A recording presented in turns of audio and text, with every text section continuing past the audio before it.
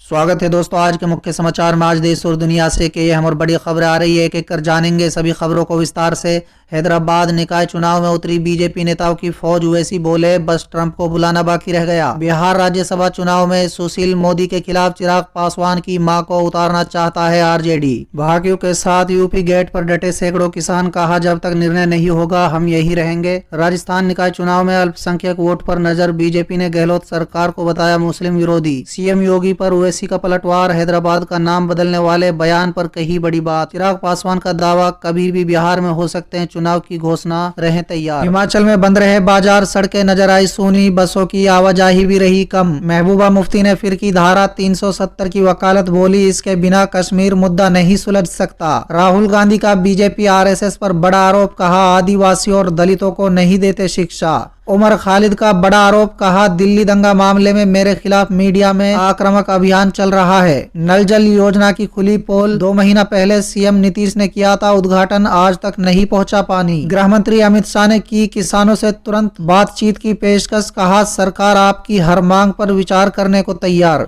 ओवैसी की पार्टी के साथ मिलकर सुशील मोदी की राह मुश्किल करने की तैयारी में रजद। राज्यसभा चुनाव में बीजेपी को वो कवर देने के मूड में नहीं आरजेडी। चलिए देख लेते हैं आज की पहली बड़ी खबर। हैदराबाद निकाय चुनाव में उतरी बीजेपी नेताओं की फौज, ओवैसी बोले बस ट्रंप को बुलाना बाकी रह गया। जी हां दोस्तों, बता दें हैदराबाद निकाय चुनाव के लिए 1 दिसंबर को मतदान होना है और भारतीय जनता पार्टी और एआईएमआईएम के बीच वार पलटवार जारी है। दोस्तों बता दें एआईएमआईएम प्रमुख असदुद्दीन ओवैसी ने कहा है कि ये चुनाव हैदराबाद निकाय का न होकर प्रधानमंत्री का हो गया है। दोस्तों बता दें ओवैसी ने कहा है कि ये हैदराबाद चुनाव जैसा नहीं है, ऐसा लगता है जैसे हम नरेंद्र मोदी की जगह पीएम का चुनाव कर रहे हैं। बीजेपी पर निशाना साधते हुए ओवैसी ने कहा है कि बीजेपी ने इस चुनाव में इतने लोगों को बुला लिया है, अब डोनाल्ड ट्रंप का बुलाना बाकी रह गया है। वो भी आ जाएं तो भी कुछ नहीं होगा, क्योंकि उनका भी हाथ थामकर प्रधानमंत्री मोदी ने कहा था कि अब की बार ट्रंप सरकार, लेकिन वो भी नहीं बचे और गड्ढे में गिर गए। दोस्तों बता दें ओवैसी ने कहा है कि ये लोग लाख जिन्ना जिन्ना कर लें, हमने जिन्ना की मोहब्बत को ठुकराया है। चलिए अगली खबर। बिहार राज्यसभा चुनाव में सुशील मोदी के खिलाफ चिराग पासवान की मां को उतारना चाहता आरजेडी। जी हां दोस्तों, बता दें बिहार की एक सीट पर होने वाले राज्यसभा चुनाव की लड़ाई दिलचस्प होती दिखाई दे रही है। दोस्तों बता दें लेजपा सुप्रीमो रामविलास पासवान के निधन से खाली हुई इस सीट से, जहां बीजेपी ने बिहार के पूर्व डिप्टी सीएम और पार्टी के कद्दावर नेता सुशील कुमार मोदी को अपना उम्मीदवार बनाया है, वहीं दूसरी तरफ महागठबंधन की तरफ से भी इस सीट को लेकर अपना प्रत्याशी उतारे जाने का कयास लगने लगे हैं। दोस्तों बता दें सूत्रों से मिली जानकारी के मुताबिक बिहार से राज्यसभा सीट पर महागठबंधन चिराग पासवान की मां रीना पासवान को अपना समर्थन देकर उम्मीदवार बनाना चाहता है। दोस्तों दरअसल चिराग पासवान पर महागठबंधन पिछले कई दिनों से नजर बनाए हुए है, ऐसे में इस मौके को वो अपने हाथ से गंवाना नहीं चाह रहा है, क्योंकि बिहार से खाली हुई सीट रामविलास पासवान के परिवार के खाते में थी।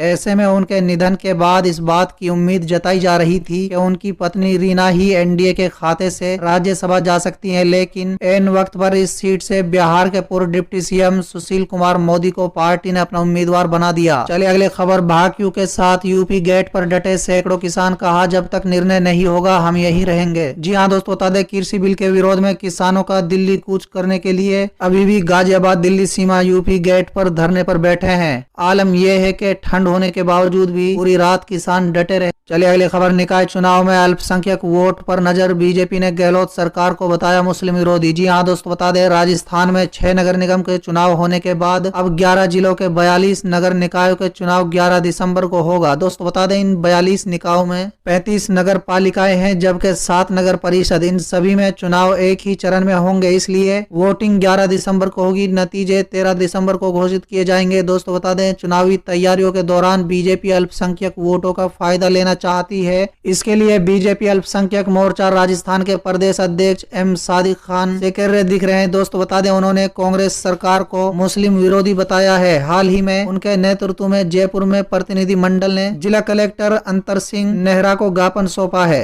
चलिए अगली खबर। सीएम योगी पर ओवैसी का पलटवार, हैदराबाद का नाम बदलने वाले बयान पर कही बड़ी बात। जी हाँ दोस्तों, बता दें हैदराबाद निकाय चुनाव को लेकर बीजेपी और एआईएम आमने आमने सामने है। दोनों पार्टियों के चीफ और समर्थक शहर में कोरोना काल में भी जबरदस्त प्रचार कर रहे हैं। दोस्तों बता दें 28 नवंबर को उत्तर प्रदेश के मुख्यमंत्री योगी आदित्यनाथ हैदराबाद पहुंचे। इस दौरे पर सीएम योगी ने एक बयान में हैदराबाद का नाम बदलकर भाग्य नगर रखने की बात कही थी। योगी के इस बयान पर अब AIMIM के चीफ असदुद्दीन ओवैसी ने पलटवार किया है। दोस्तों बता दें ओवैसी ने कहा है कि बीजेपी का उद्देश्य हैदराबाद का नाम बदलना है। ये चुनाव भाग्यनगर बनाम हैदराबाद है। बीजेपी के टिकट बंटवारे को लेकर ओवैसी ने योगी पर निशाना साधते हुए कहा है कि हमें सांप्रदायिक कहते हैं, तो ये बताइए कि हमने हिंदुओं को टिकट दिया है। बीजेपी बताए कि उसने कितने मुस्लिम उम्मीदवारों को टिकट दिया। दोस्तों बता दें बीजेपी का मकसद केवल हैदराबाद का नाम बदलना है। चलिए अगली खबर, चिराग पासवान का दावा कभी भी बिहार में हो सकती है चुनाव की घोषणा, रहे तैयार। जी हाँ दोस्तों बता दें एलजेपी के स्थापना दिवस पर एलजेपी प्रमुख चिराग पासवान ने कहा है कि मैंने अपनी पार्टी के साथियों से आग्रह किया है कि चुनाव के लिए तैयार रहें। कभी भी संभावित बिहार में चुनाव की घोषणा हो सकती है। जिस तरीके से मौजूदा परिस्थिति में बिहार में सरकार चल रही है, पार्टी की तमाम सीटों पर अपनी मजबूत तैयारी रखें। चलिए अगली खबर, हिमाचल में बंद रहे बाजार, सड़कें नजर आई सूनी, बसों की आवाजाही भी रही कम। जी हाँ दोस्तों बता दें हिमाचल प्रदेश में कोरोना संक्रमण का प्रकोप लगातार बढ़ता जा रहा है। राज्य सरकार ने कोरोना के बढ़ते मामले को देखते हुए बाजार बंद रखने के निर्देश दिए हैं। दोस्तों बता दें सरकारी आदेश के अनुसार कल प्रदेश में सभी बाजार बंद थे। इस दौरान जरूरी चीजों की दुकानें खुली थी, जिनमें दूध, ब्रेड, दवाई और सब्जी की दुकानें भी शामिल हैं। चलिए अगली खबर, महबूबा मुफ्ती ने फिर की धारा 370 की वकालत, बोली इसके बिना कश्मीर मुद्दा नहीं सुलझ सकता। जी हाँ दोस्तों बता दें पीपुल्स डेमोक्रेटिक पार्टी के प्रमुख और जम्मू कश्मीर की पूर्व मुख्यमंत्री महबूबा मुफ्ती ने एक बार फिर से घाटी में धारा 370 लागू करने की वकालत की है। दोस्तों बता दें रविवार को अपने एक बयान में पीडीपी नेता ने कहा है कि जब से भारतीय जनता पार्टी ने सरकार संभाली है तब से मुल्क के टुकड़े करने के सिवा कुछ नहीं कर रहे हैं। इस बीच पूर्व मुख्यमंत्री महबूबा मुफ्ती ने जम्मू कश्मीर में अनुच्छेद 370 को फिर लागू कर विशेष राज्य का दर्जा देने की मांग की है। दोस्तों बता दें महबूबा मुफ्ती के मुताबिक बिना 370 लागू किए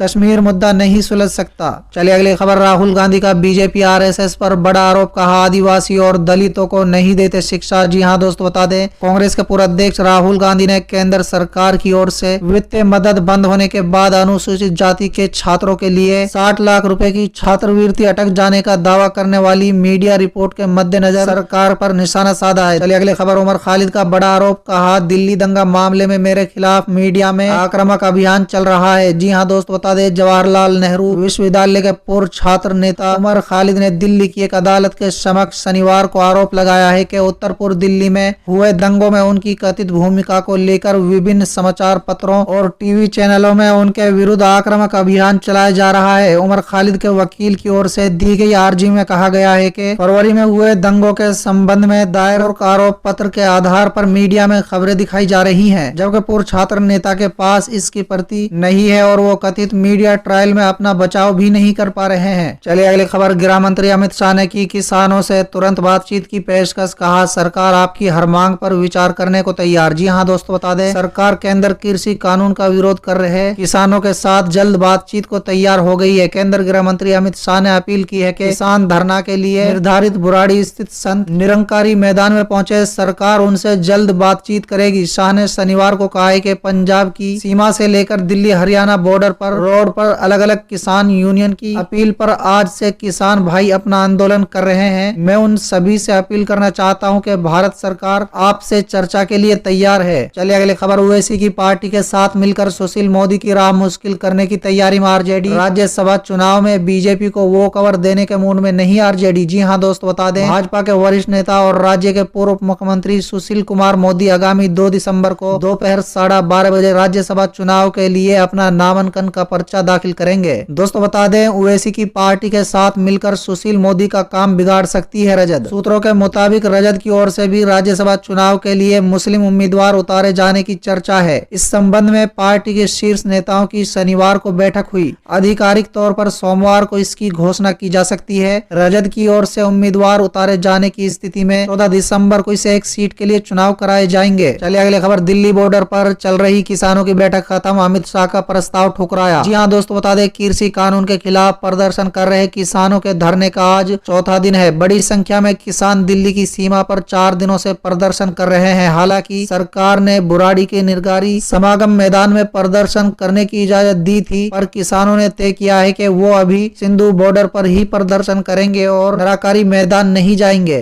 दोस्तों बता दें कि गृह मंत्री अमित शाह के प्रस्ताव के बाद किसानों ने सिंधु बॉर्डर पर बैठक की और ये बैठक खत्म हो गई है। बैठक में किसानों ने गृह मंत्री के प्रस्ताव को खारिज कर दिया है।